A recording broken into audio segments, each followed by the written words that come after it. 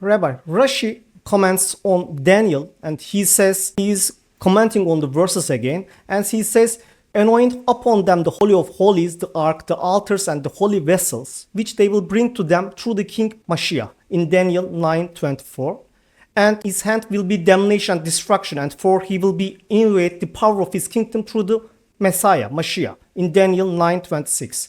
And in the other next verse, and he says the ruling of abomination will endure until the day of the destruction, and extermination decreed upon it will befall it in the days of the king Mashiach, in 9:27. Do these words of Rashi mean that the Mashiach should have come before the destruction of the second temple? Because we have a lot of questions coming in this way. Would you please enlighten us? Yeah, of course, my pleasure. It's really in the text. Rashi is just sharing what's going on. If I don't explain the context, no one is going to understand anything we're talking about. In Daniel 9, from verse 1, Daniel is standing in the first year of Darius the Mede, who will soon be followed by Cyrus the Great. The key point is that Daniel is shocked. This is the context. After this, you want to understand it. And Daniel does not understand two prophecies in the book of Jeremiah, and you can see that in the first two passages of Daniel 9. Just, you need to know this. If Darius the Mede is now king, that means the Babylonian Empire has just collapsed, right? But what has not occurred is the Jews have not returned back to the land. So imagine you're standing in Babylon, southern Mesopotamia. You see one prophecy unfold, Jeremiah 25, verse 12, which means that the Babylonian Empire after 70 years, or the Neo-Babylonian Empire after 70 years, collapses. But the other prophecy of Jeremiah 29, verse 10, where it says, and the word will be fulfilled when the Jews will return back to the land after 70 years. And he's going, but there's nothing happening, okay?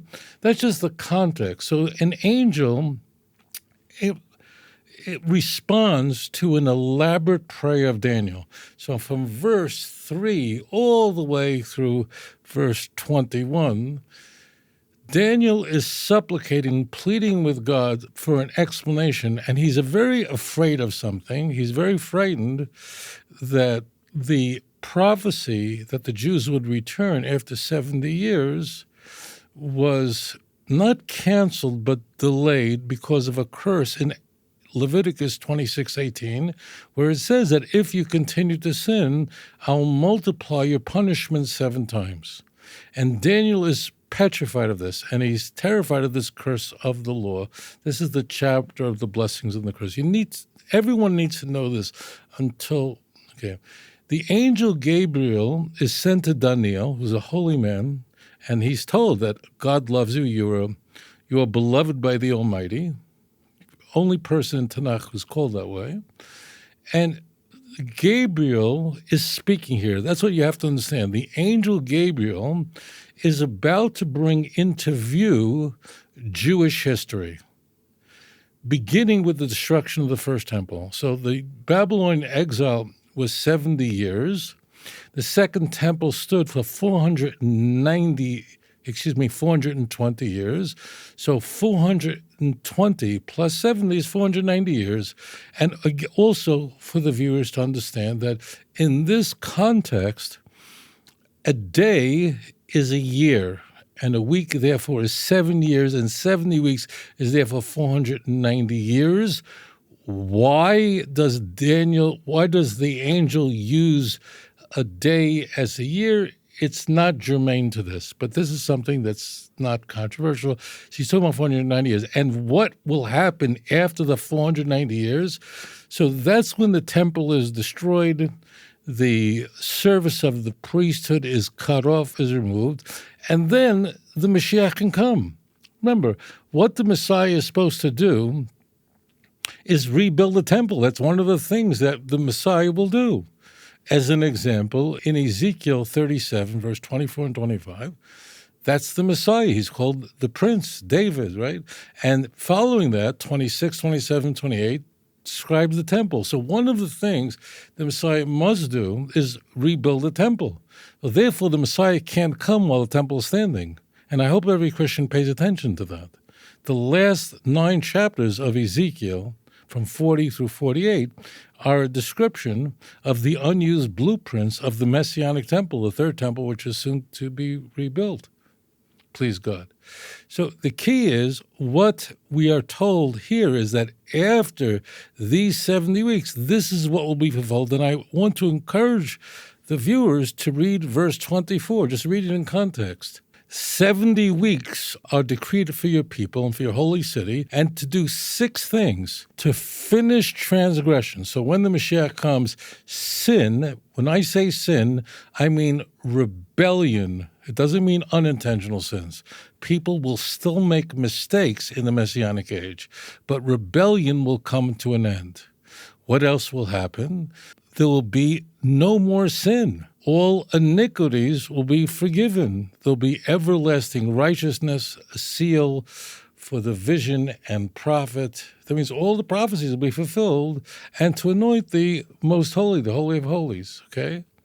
Now, if this is, for a moment, speaking about the Messiah, and that's what Rashi is saying here. Rashi is simply explaining that at the end, after the culmination of these 490 years, again, starting from the destruction of the first temple, for those of you who are history buffs, the first temple was destroyed 50 years before Cyrus. So from the time Nebuchadnezzar, the king of the Neo-Babylonian Empire, destroyed the first temple until Cyrus the Great, the Persian, is 50 years, or really 7 weeks of years have passed. Okay? It's very simple. But once this full cycle has been completed, Jerusalem rebuilt, street and moat, but in troublous times. I'm giving you the short version, but it's all in the text. Once all of that's complete, and then there's a war, and the people of the prince, read the text, that's Rome, comes down, and what do? They destroyed the sanctuary. They destroyed the temple. There are many academics who say they have a big problem with this, because how could Daniel know anything about the destruction of the second temple? So they say that's Hanukkah, a defilement to the temple. But it's not. It's talking about the destruction of the temple. Once the temple is destroyed, then the Messianic age can begin. And we are told in verse 24, so you don't really need Rashi. Rashi is simply commenting on all this, that all this destruction must occur, building of the second temple, destroying of the second temple. There are 2 anointed ones that come into view. I know people will ask that question. The first anointed one is a prince, a Nogid, that's Cyrus, Isaiah 45, verse 1, who gives the command to restore and to rebuild Jerusalem. Right? And then you have 62 weeks, 434 years. The last week is divided to 2 parts, because what happens 3.5 years? 3.5 years is a half a week, right? 3.5 years is a half a week. So 3.5 years prior to the destruction of the second temple. When was the second temple destroyed?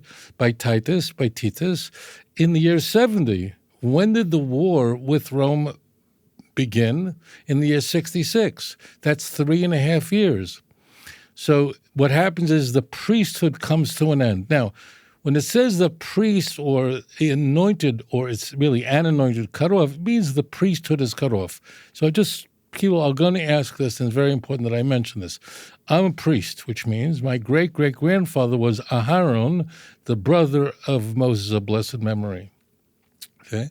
Now, although I'm a priest, and that guides elements of my life. I can't go into a cemetery. I can't come into contact with the dead. I can't marry a divorcee. But I can't also bring offerings. I can't go into the temple now and perform the sacred rites that are reserved for my family. So the priesthood is cut off. The Christian Bibles are going to conflate these 2 anointed ones, going to call it a Messiah, put a definite article in and capitalize it. And people, poor Christians around the world, relying on the King James Bible, will never pick this all up. But I want to answer your question directly. Once the second temple is destroyed in the year 70, it occurred on the 9th day of the 5th month in the year 70. At that moment, the Messiah can come. In fact, there's a tradition that on the day that the temple was destroyed, the Messiah was born. It doesn't mean literally he was born that day. That means the moment the temple is destroyed, the kinetic potential for Mashiach is here.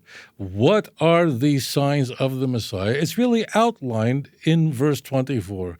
And most critically, all prophecies are fulfilled. Sin comes to an end. Finish. Rebellion against God is no more. So if these are the signs of the Messiah, that means if I grant the Christians everything, all your work is ahead of you. There could be no greater proof that Jesus is not the Messiah. Why? Because sin not only did not come to an end, but from what I can tell, looking around at the world we now live in, Satan is doing fabulously. Sin is all over the world as we've never seen it in our lifetime right now. So if I concede everything, that means Jesus can't be the Messiah, because those 6 signs of the Messianic age, which essentially means that the whole world knows the truth, sin comes to an end, rebellion comes to an end, and all Messianic prophecy is fulfilled. That's what the text says. That's all Rashi's saying. Rashi is not inventing a new Bible. He's just filling in pieces that you might have missed. That's all. And there can be no greater proof that Christianity or the core tenets of the Christian religion are false than these very passages that missionaries summon routinely in order to bolster their religion. They're actually destroying their religion. If you enjoyed this program, please like and subscribe. אדון עולם אשר מלך בטרם כל יציר נברא לעת נעשה בחפצו כל